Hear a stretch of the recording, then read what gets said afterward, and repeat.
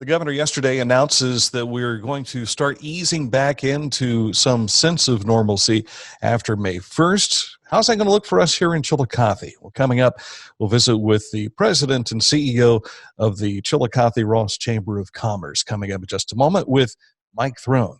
Right after this, from Hometown Motors Incorporated. Husqvarna handhelds, chainsaws, trimmers, leaf blowers, hedge trimmers, and more. Buy it here, get it serviced here. Hometown Motors Incorporated, 818 Eastern Avenue, Chillicothe. I want to welcome in the Chillicothe-Ross Chamber of Commerce President Mike Throne. Thank you so much for joining us. And as you can see, he has been with his virtual tours showing us what downtown Chillicothe looks like. There's the majestic arch.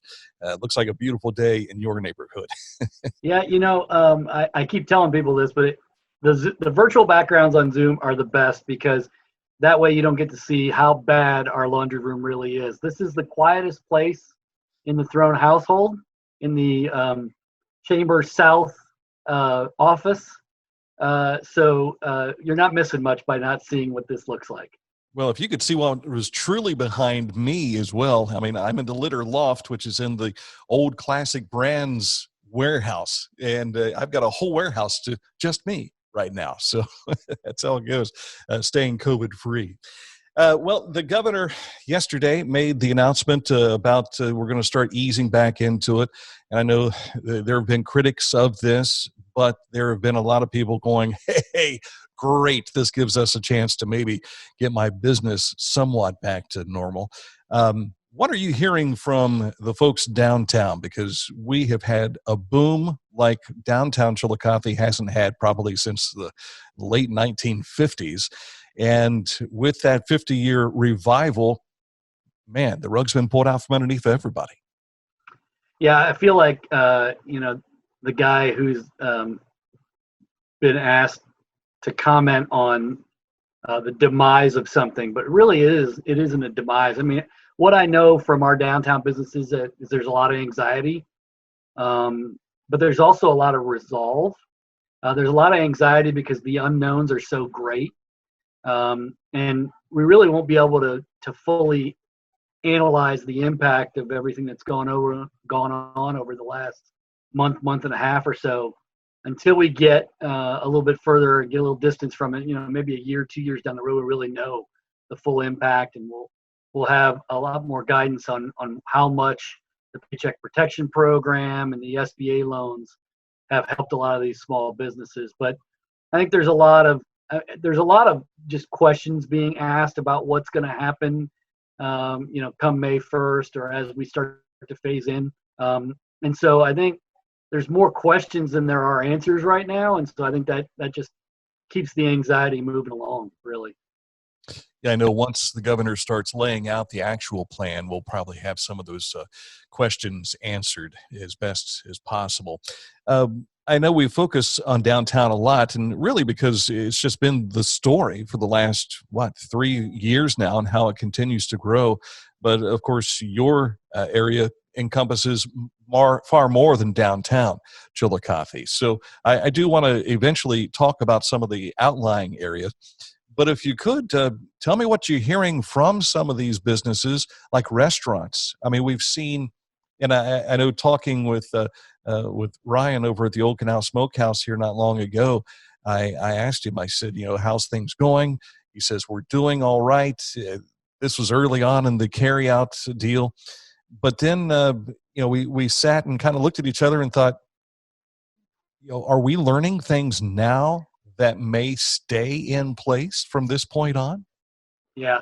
I mean, I definitely had a question from somebody earlier today that said, will the takeout of alcohol continue? They were a big proponent of continuing on after we start to phase back into a little bit more normal situation. But that I think that's one example really of the way that, especially with our restaurants, a lot of folks have had to look at this in a new way. And so folks that haven't offered carryout or maybe offered limited carryout or looked at delivery services have had to look at those a little bit more strongly right now. And so I think that's one of the things that that I've asked folks is, how have you changed your business as we've had this stay-at-home order, in place. And should those things continue? Are there things that you're doing right now that could stay on after we start doing this? I think for our bars and restaurants, I think it's going to be definitely going to be a gradual thing. I'm hearing right now anywhere between 60 and 80% of the business is down, because I think for two reasons. Number one, it's a little bit harder. I can decide on the spur of the moment. I want to go get this and that, and some of them aren't open every day, and so that limits us. I think the fear of what it's doing to personal paychecks is driving a little bit of the fact that folks aren't necessarily willing to run out and get carry out and things like that. But I think those things will eventually come back. The question is, when will they come back? And I think if you're a bar and you're a business that has been down for a little while, and you might have been one of the first ones to go under the closure order, you'll probably be one of the last ones to come out, based on what I'm hearing right now. It's going to look different for a lot of different people, and there's a lot of hurdles that you're going to have to jump to sort of get to the point where you'll be able to open up again. And so I think there's a lot of those are unknowns. And so I think the downtown businesses are very anxious to find out what those rules are. And I think that goes for everybody. If you're a business in Bainbridge or in the Huntington Hills or in Kingston, and you do carry out and you rely on people gathering in places to do business, that's going to probably be a slow roll. So I think there's a lot of anxiousness about, let's just find out what the rules are, and then we can start working on how do we comply with them. And that brings us to the workforce issue, just due to the fact that a lot of these bars and restaurants, they're on skeletal type staffs right now. They've had to let people go. And then we had Dina mention the furlough of 500 employees coming in probably before the end of the month here. What about our big employers? What are you seeing from the VA, from Kenworth, and so on? Yeah, I think, obviously places like the VA and Adina have to be a lot more careful and have to take a lot more precautions, because they are dealing specifically with at-risk populations that are very, very affected by this. So the VA and Adina have to put in certain protocols that are going to stay in place for quite a while. And folks like Kenworth, who have been down, I know that I've heard specifically from their leadership that they're looking to come back sooner rather than later. But they have to obviously maintain social distancing, have PPE, and have other things in process, temp checks, a screening process, things like that make it a little bit more difficult. So they may not be able to bring back as many workers at first as they'd like to. And so we've been trying to help them navigate a lot of that stuff, because we're members along with a lot of them of the National Association of Manufacturers, who've been giving specific guidance along those lines, and even trying to help find PPE for some of these folks that might have to navigate those waters as they bring back their workforce. I think it's realistic to think that for folks like Kenworth and the industries that feed them, that a full return to action probably doesn't happen till the fall, if then. I think for Adina and the VA and places like that, it's going to be a very slow and gradual return, and we may not see a lot of the measures that are in place come down for quite a while. It could be a while before folks are allowed to come in and visit people, as they regularly would at places like Adina and the VA. You've been in the position a little over a year now, and you no doubt are seeing and hearing a lot of things from the national level of the Chamber of Commerce. What can you share with us from that national level, and what's your colleagues in the other areas like Jackson and Waverly and Circleville? What are they doing? Yeah, I mean, Ross County is fortunate. We have it's funny, we joke about being a little staff, but when you look at it in terms of some of these places, just the executive director is the only person, or they may have an executive director that is a part-time person with a part-time administrative assistant. And so we're fortunate in Ross County that we have this staff that's been here. We've been working the entire time. We from home, obviously, since the stay-at-home order was imposed, but we've been here. I will say this, on the national level, there's definitely a strong push by not only our chamber, but a lot of other chambers to get this fourth phase of the CARES Act going again, and to get not only chambers included in that possibility, but also to get more money in for the Paycheck Protection Program and for these SBA loans, so that way we can cover the folks that have already applied. I know I've heard from a lot of folks who said, I haven't heard anything yet on PPP. So am I in or am I not in? And for lack of a better term, you're not in at this point. So we're going to really have to rely on that next phase, and maybe even a fifth phase, and maybe even more than that, to make sure that a lot of the folks that have put in for these special programs that have been created in the wake of COVID-19 to be covered with federal dollars, to make sure that those programs are solvent and can actually deliver the promises that have been made. So, we're very much interested in that. I think a lot of the smaller chambers in and throughout Southern Ohio, and for most of Ohio for the most part, have heard that same thing. And then we also get a lot of questions about unemployment. A lot of employers that had to lay off people are getting calls from their employees saying, we've just not heard from anyone. And so I think the good news for that is that I think there's going to be a venue for them to get that unemployment dollars and those unemployment checks to them, but you're going to have to be a lot more patient, because we have 5 times the normal rate of people applying for these than we've had in the past. And so, and obviously everybody has been promised, for lack of a better term, that they're going to get $600 or other measures than that, in addition to that unemployment. So there's just a lot of things that we're having to navigate for our members right now, and really for the whole community, because I know a lot of chambers like myself have basically just said we don't have there's not a membership versus non-members right now. It's everybody in this together, and so you have to deliver that on that promise to those folks. It is indeed amazing. I mean, we take, for instance, the power grid. We take that for granted a lot of times, and many of our utilities have not, given us a problem. But man, all these other things like filing for unemployment, they weren't ready for this flood of people, and whoever expected to see some type of a situation where 22 million people would be applying for unemployment benefits?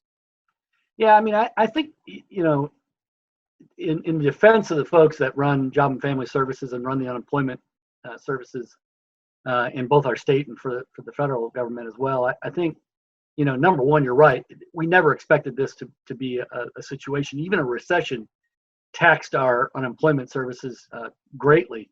But we learned a lot of lessons from that. Well, this is way beyond that taxing of the system. So, as I've told a lot of people, I think it's just a question of being very, very, very patient. And even if you were a sole proprietor or a 1099 employee, and if you filed right away, you probably gotten a rejection. Just be patient and work through the appeal process on that, and I think you'll get your results at the end of the day. But it's a very frustrating thing, especially when you have bills to pay. Some people have rent, utilities, things like that they have to pay, and a lot of folks don't have the ability to have health insurance coverage, or they have minimum health insurance coverage, but they have to pay for it. And so if that's the case, then we need to make sure that we're really patient about making sure that they get their unemployment, but working as hard as we can work. I say that on behalf of the government, I guess, to make sure that those dollars are available at the end of the day. I know that the future is just upon us. I mean, we're going to get back to some sense of normalcy before too long. But I think, and this is personal opinion, the last 4 weeks have really conditioned us for how we will approach the days after May 2nd. Yeah, I think the biggest question that we're going to have moving forward is how do we create the process in all of our businesses that creates the healthy and safe environment for our employees and for our customers. Whether you're an office, you're a hair salon, a restaurant, a bar, a clothing store, a coffee shop, whatever that means.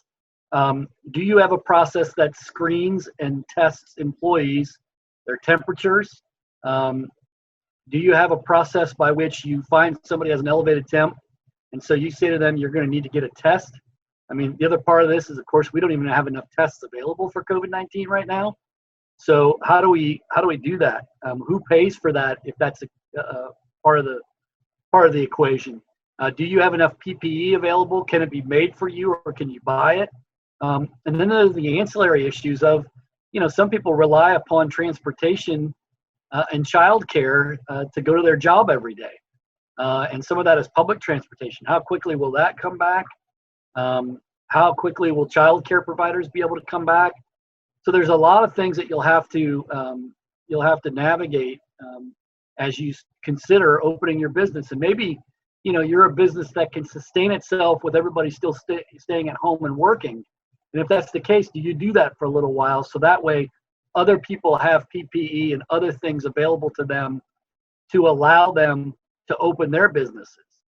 We've talked at our level, it would be great if we could all come back to the office, but are we one that maybe should stay in place and stay here in our home offices so that way, others can have the PPE and the things that they need? We're still providing support regardless, but that they can open their businesses and get back to work, because they're the ones that ultimately, pay our bills and keep us employed. So there's just a lot of things that are going to have to be in place beyond the social distancing requirements. Do you have high risk people that work in your offices and in your businesses? If so, how do you handle them? Do you tell them to stay in place? There's just a lot of different things. Can you sustain your business without fully reopening? That's a question that everybody's going to have to answer. Yeah, and if anything, man, we've never needed the internet like we have needed it here this last month to be able to stay at home and do some of these things too. That being said, while you are not in your office, you are in, as you say, the Chamber South office there, a few blocks away.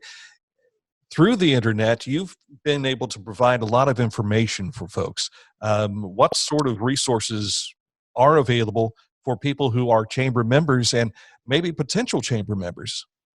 Yeah, I think first of all, one of the things that we've been able to do is just provide a lot of guidance for folks. So a lot of emails. We've done a Zoom session with the OSU South Center's Small Business Development Center, and explaining the Paycheck Protection Program and the SBA loan program. It's worth noting right now as we speak that they're not taking applications for those right now because there's some questions about the solvency. That's why we're pushing very hard for this fourth phase of the CARES Act to be passed, to allow that to be get some more funds into it and allow folks to get approved. But I encourage folks to at least look into those programs and apply for them when they're open, because you don't necessarily have to take what's offered to you. You may be in a situation right now where you're saying, well, I don't know if I'm going to need this money, so I'm just not going to apply. Well, we don't know if that's going to be the case a month from now. You don't know that it's going to be the case 3 months from now. So it might be good for you to have applied for those programs with the idea that I may not need them, and then be able, it'd be great to be in a position to say thank you, but no. But it's going to be in a much better position for you if you say, man, am I glad I applied for that, because it did give me an influx of $3,000 worth of cash or $10,000 worth of cash, depending on what that looks like for your business. In addition, there are a variety of things that are being done right now. The U.S. Chamber announced yesterday the SaveSmallBusiness.com grant procedure, which can give up to $5,000 to different businesses, and all of our zip codes in Ross County can apply for this grant. And so that's one that is a grant. It's not going to be a loan.